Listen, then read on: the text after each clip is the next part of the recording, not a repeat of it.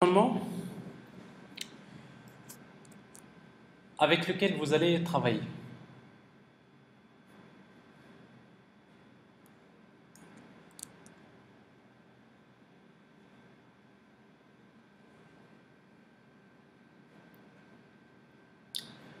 Alors, donc on va utiliser un éditeur qui est basé sur Eclipse, donc un environnement de développement Java. C'est pratiquement la même chose que NetBeans que vous utilisez, mais il se trouve que dans la majorité des cas, les entreprises travaillent avec Eclipse. C'est un environnement qui est ouvert et qui s'adapte à plusieurs situations, plusieurs langages. Et particulièrement, il est intéressant de travailler notamment vos TP J2E, vos TP Java avec Eclipse. Vous pouvez faire la même chose avec NetBeans, bien sûr. Donc, en tout cas, donc, pour lancer Eclipse, donc, on a besoin de spécifier un workspace qui représente un dossier dans lequel on va enregistrer les projets. Ça, c'est la première des choses.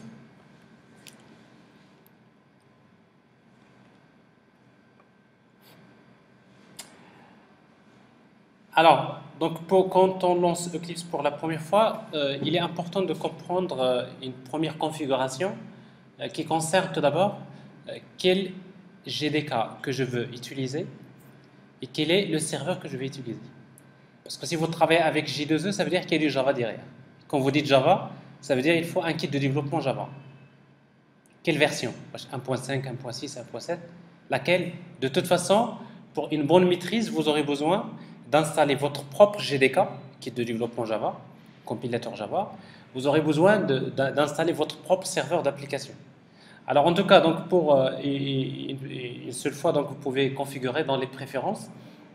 Tout d'abord, dans la partie Java, on peut bien voir installed GRE, dans lequel on peut voir quel GDK est utilisé. Alors donc je vois ici que par défaut, il a utilisé GDK 1.7. Il se peut qu'il sélectionne par défaut un GDK, mais vous voulez en sélectionner un autre. Dans ce cas-là, vous aurez besoin d'ajouter. Avec les boutons Add, on peut bien chercher dans le système de fichiers. En principe, les GDK que vous installez, s'ils se trouvent par exemple dans Programme, Files, Java, et vous pouvez chercher le chemin. Donc ça c'est le GDK, donc il se trouve que ici j'ai le GDK 1.7 qui est installé. Ça c'est la première des choses. Quel GDK? Je travaille avec la version 1.7. Après, quel serveur? Alors, Runtime Environment. Donc j'ai besoin de spécifier un serveur. Alors quel serveur que je vais utiliser? Donc en principe, dans l'architecture J2E, il y a, comme je disais tout à l'heure, il y a différents types de serveurs d'application. Alors, si vous voulez juste développer une application web, donc vous pouvez utiliser un serveur Apache Tomcat, une version dédiée pour les applications web J2E. Je vais utiliser par exemple la version 7 de Apache Tomcat. Mais quand vous dites je vais utiliser la version 7, où se trouve? Parce que ça, c'est un outil à installer à part. Donc, vous devrez spécifier le chemin. Alors, le chemin, je le retrouve dans J2E, je vais chercher Apache Tomcat 7.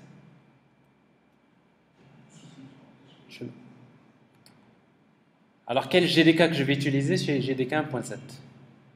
Alors, ça, c'est une configuration. La configuration, vous la faites quand on passe vers un nouveau workspace. Donc, c'est la première des choses. Deuxièmement, quand on veut développer des applications web J2E, on aura besoin de créer des projets. Alors, quel type de projet qu'on va créer? On va créer un projet web dynamique. Dynamic Web Project. Donc ça, c'est un type de projet. On peut bien créer un projet Java qu'on peut configurer. Dynamic Web Project, next. Alors quand vous créez un projet web dynamique, on aura besoin de spécifier le projet, le nom du projet, TP1. Et surtout, ça, ne pas oublier de spécifier quelle version de serveur. Je crée un projet qui va être déployé dans ce serveur. Et comme ça, il pourra sélectionner la version du module web qui va être utilisée. Alors en fait, les servlets, c'est une API qui a été développée et après il y a des versions. Il y a la version 2.2, 2.3, 2.5, il y a la version 3.0. Donc, alors en principe, si vous travaillez avec Tomcat 7, vous pouvez aller jusqu'à la version 3.0. Alors si je suppose que je travaille avec 3.0, on peut se poser la question, en passant des versions à une autre, qu'est-ce qui a changé? Il y a forcément des modifications qui ont été apportées. Alors tout à l'heure, je vais vous parler particulièrement de la version 3.0. Qu'est-ce qu'il a en particulier? Next.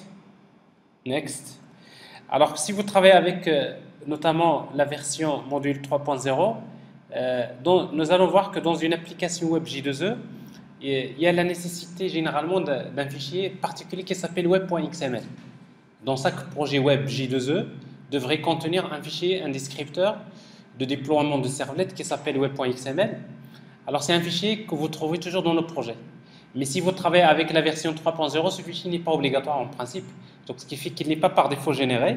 Mais si tout de même si vous souhaitez le générer, donc vous devrez cocher cette option pour lui demander de générer le fichier web.xml. Alors tout à l'heure, je vais vous montrer à quoi sert le fichier web.xml. De toute façon, je crée un projet.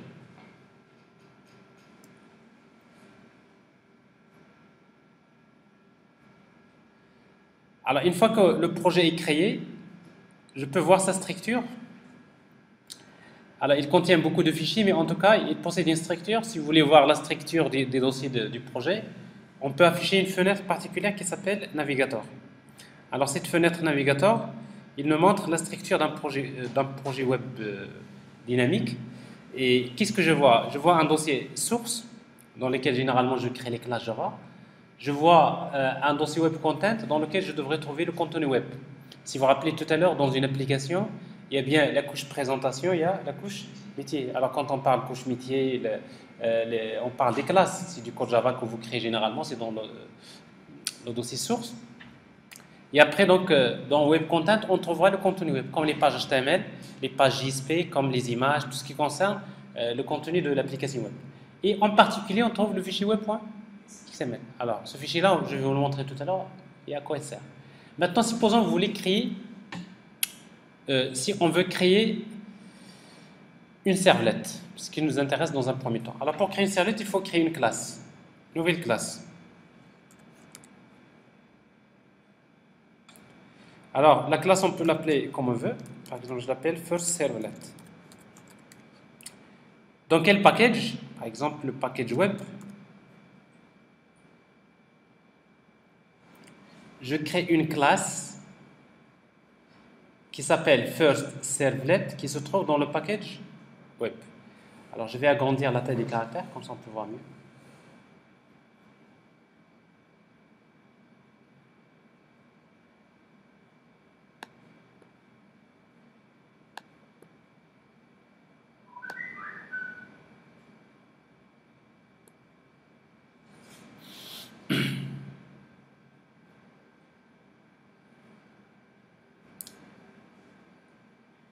Alors, une servlet, c'est une classe tout d'abord. Mais c'est une classe qui doit respecter un certain nombre de spécifications tout d'abord. C'est une classe qui doit hériter d'une classe qui fait partie du module servlet, qui s'appelle HTTP Servlet. HTTP Servlet. Alors, en principe, avec CTRL espace, vous pouvez rapidement retrouver les classes. Alors, HTTP Servlet, vous voyez donc qu'il a été importé à partir du package que vous voyez ici. Donc, si vous ne voulez pas chercher le package. Donc, ça, c'est la première chose à respecter. Une servlet, c'est une classe qui dérive de HTTP Servlet et dans laquelle on va retrouver quoi? On va retrouver les méthodes de get, de post, de put, de delete, de head. Alors, supposons que je voudrais juste définir pour une méthode do get, je vais écrire do get